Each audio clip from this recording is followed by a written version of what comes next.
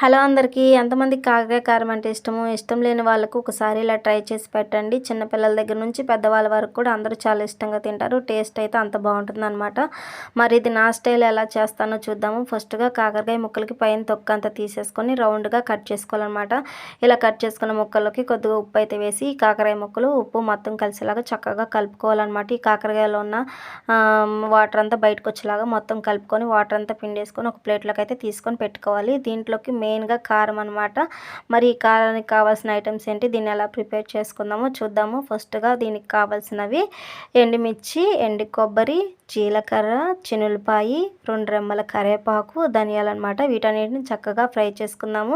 ముందుగా stove on చేసి బాండి పెట్టి ఆయిల్ వేసి ఆయిల్ హీట్ అయ్యాక ఎండుమిర్చి వేసి లైట్గా ఫ్రై చేసుకోవాలి. ఫ్రై అయినాక ఎండు కొబ్బరి కూడా వేసుకొని దీన్ని కూడా కొంచెం లైట్గా ఫ్రై చేసుకోవాలి. దీంట్లోనే ధనియాలు, జీలకర్ర కూడా వేసి కొద్దిగా దోరగా ఫ్రై చేసుకోవాలి. ఇవి కొంచెం ఫ్రై అయినాక చిన్నులపాయ రబ్బలు అలాగే ఒక 2 రెమ్మల కరివేపాకు కూడా వేసి వీటన్నిటిని చక్కగా దోరగా ఫ్రై చేసుకోవాలన్నమాట.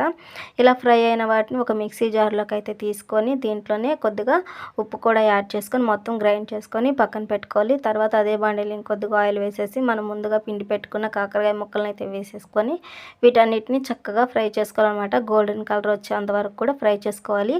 మనం ఈ ముక్కల్ని తిప్పుతూనే ఉండాలి. అప్పుడు ఇవన్నీ ఒకే వేలో చక్కగా ఫ్రై అవుతాయి అన్నమాట.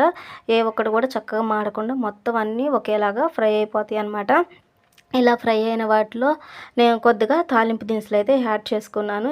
ఎందుకంటే ముందే వేస్తే అవి మాడిపోతాయి కాబట్టి కాకరకాయలు ఫ్రై అయినాక ఇవైతే మొత్తం ఫ్రై చేసుకున్నాక మనం ముందుగా గ్రైండ్ చేసుకున్న కారాన్ని కూడా వేసేసి అది ఫ్రై చేసుకొని దాంట్లో ఒక 2 రెమ్మల కరివేపాకు, ఒక గుప్పిడి కొత్తిమీర కూడా వేసి మొత్తం ఒకసారి కలుపుకొని స్టవ్ ఆఫ్ చేసుకోవడమే. అంతే, కరకరలాడే కాకరకాయ కారం అయితే మనకు రెడీ అయిపోయిందనమాట.